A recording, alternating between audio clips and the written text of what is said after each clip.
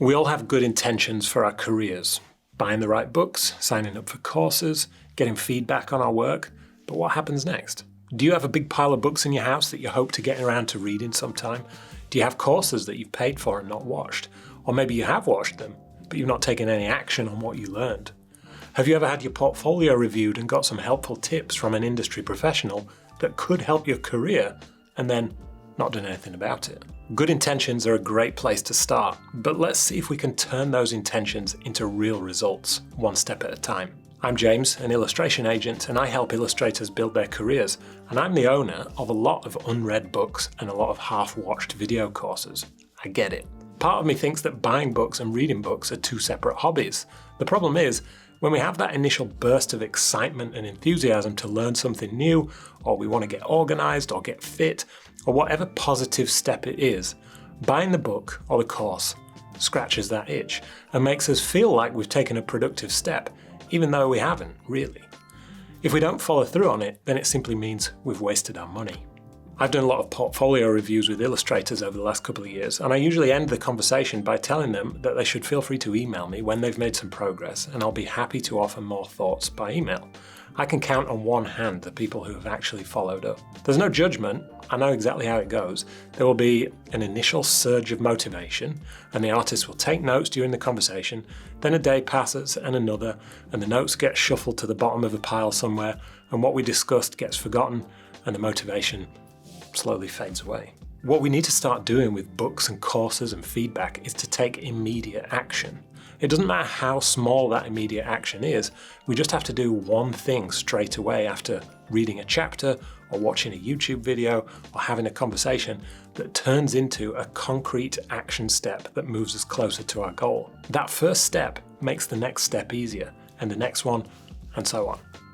And later on in the video, I'll share the method I use to make sure I take positive steps towards my goals every day, even if they're small steps.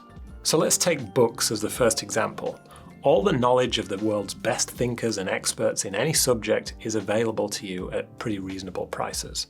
Because books are relatively cheap, we don't think too hard about buying them, which is why a lot of us have piles of unread books. Owning the books makes us feel like we've made a positive step, and we feel good about having that knowledge close at hand when we finally feel ready to crack the spine and extract the information. But we can buy books quicker than we can read them, so that unread pile tends to grow faster than the read pile does. Reading a book is quite a heavy lift for some people. Just like anything worth doing, being a reader is a habit that requires practice and effort.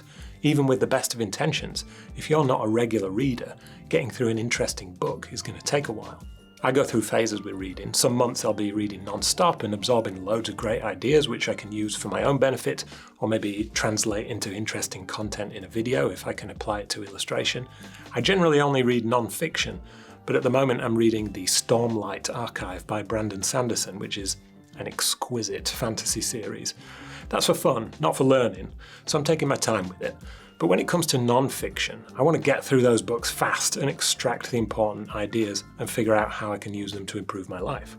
Highlighting parts of a book seems like a practical way to retain that interesting idea, but it doesn't really work if you don't do anything with the highlight because it gets put back on the bookcase and forgotten. So if you come across an interesting idea in a book, instead of highlighting the line, write it down in your own words, and then write out a few bullet points of how you could apply that to your own life or work. Take that action immediately when you come across it, and from those bullet points, you might think about a small task you could do to apply that idea.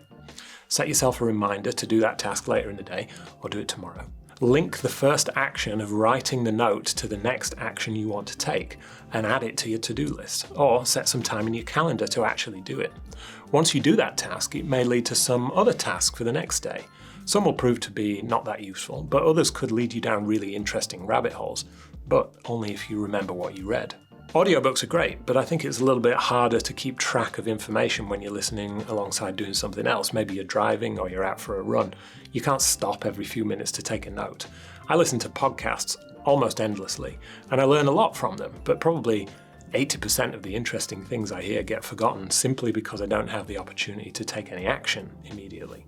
I don't finish every book I start, but if I can get one really good idea from a book and apply that in a useful way, then it was worth buying. Some books only have one useful idea in them, and they just repeat it in different ways to fill up the pages. Other books have so many good ideas in them, it's impossible to try and apply everything all at once. And maybe that's a clue as to how you should approach reading. If a book is dense with information, read a little bit at a time and let it sink in. Take some action, then return to the next chapter. I'm a big fan of books that have one idea per chapter, or like a daily thought to absorb and think about. I usually have something like this next to my bed, just so I can read a small chunk every day and take my time to process it and think about it. Let me know in the comments if you bought my book, The Illustrator's Guide, in the last year and you still haven't got around to reading it. No judgment, I promise, but tell me why not. If you want to be a professional illustrator and make money from your art, what's holding you back? Here's an action step you can take today. Pick up a book you've been meaning to read. Read one page. Write down one idea in your own words. Let's look at videos next. Could be online courses, but this will also apply to YouTube videos. Have you ever watched a YouTube video and felt inspired to do something and then forgotten about it the next day? I know I have, plenty of times. Watching ideas in video form is very easy compared to reading a book. But again, you've got access to some really skilled and interesting people on YouTube, and me. You can learn anything from YouTube, but a lot of people treat it the same way they do Netflix. They watch passively and just let it play out, then forget it without taking any action. Can you honestly tell me you remember what my advice was about reading and remembering what you learned from books just a few minutes ago?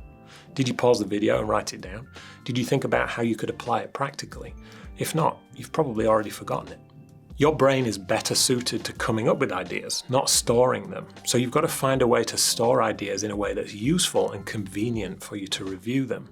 So for the rest of the video, I encourage you to pause the video if you hear anything interesting, write down that idea in your own words, write a couple of bullet points that you think could apply to your day-to-day life.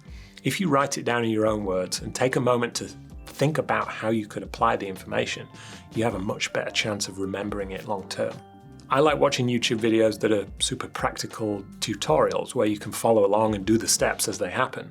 I pause the video, do the thing, then play it and move on to the next step. A 20-minute tutorial can take an hour to watch doing it that way, but by the end of it, if I've actually learned something, then it's a good use of time.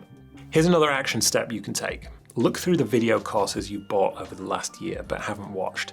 Watch one chapter and write down anything that's interesting. If you haven't bought any video courses, look through your YouTube history and pick one you remember thinking was interesting, watch it again, and write down one useful idea. What about feedback? Have you ever got feedback on your illustration work by email or in a portfolio review call? Maybe it was with me. What was the feedback? Can you remember? If not, it was probably a waste of money and time. If you took any notes, find them and read them. Maybe there's some feedback in there that you don't agree with. Fine, but chances are there's at least one thing you thought was a good idea at the time that you'd like to do. Do that thing. If it's a quick fix, do it straight away. If it's a longer project, like making some new illustrations, put a block of time in your calendar for this week to start that project. Maybe you schedule in 15 minutes just to review your feedback notes and make a short action plan. Then schedule in 30 minutes the day after to sketch out some ideas. If you took the time and spent the money to get feedback from an industry professional on your work, isn't it worth at least trying to put it into action? Otherwise, what was the point? In my book, I wrote about 2 ideas that are particularly appropriate to this topic of taking action. The flywheel effect is a business concept that a company or a freelancer like yourself has to move this big heavy wheel around to make progress. At the start, it's really difficult to get the wheel moving. It takes an enormous amount of effort just to get it to turn that first time. But if you continue to push the wheel in the same direction consistently, the wheel starts to move faster and faster with less and less effort. The momentum of its own movement keeps it in motion. The start of a creative career is really hard. You have to try lots of things, make lots of mistakes, get rejected and make loads of new work and learn loads of new skills. But over time, you get better and your skills improve and you get fewer rejections. Then clients start seeking you out and you build up a good reputation and you start making more money. That's when the flywheel is spinning fast. Small little pushes of that wheel every day will add up to enormous progress over time, but you'll never get to that point if you don't start pushing at all. This is my calendar. I don't write appointments or birthdays on it. I cross off the days when I've done the task that I set for myself. I started doing this when I read about Jerry Seinfeld, the comedian, using this method for writing jokes and scripts. The idea is that you put a big red cross on the calendar every day you do a specific task. Then after a while, you end up with an unbroken chain of days that you took some positive action. When you get to 30 days, you're not going to want to break that chain. When you get to 100 days or 365 days or more, there's no way you'll let yourself break that chain. Imagine how much progress you can make with an unbroken chain of doing 30 minutes drawing every day for a year, or reading for 20 minutes a day, or writing for YouTube 30 minutes a day, which is what I'm tracking now. Previously, I used this calendar and others to write my book, and also to exercise every day, 400 days in a row. Don't get me wrong, not every day was that productive, but when I was 300 days in and I didn't feel like going for a run or going to the gym, the calendar kept me on track. And maybe I just did like 20 minutes stretching or 15 minutes skipping in the garden, but I could then cross that day off, knowing that I'd taken a positive step towards being fit and healthy. I make these videos to help illustrators achieve their goals. Same with the book. I don't care how long it takes you to get there, but I do want you to get there. So I hope you do put some of these ideas into practice. Do me a favor and write down one positive action step that you're going to take after watching this video and post it in the comments. Tell me what it is, how long it will take, and when you're going to do it. Unsubscribe, 1 second, now. You can make enormous positive changes to your life and your career and your finances by just starting with one small action, then building on it each day and not breaking the chain. If you like this video, you might also want to check out this one, which has got some tips about introducing yourself to clients by email, which I figure might be an action step you're interested in taking. See you next time.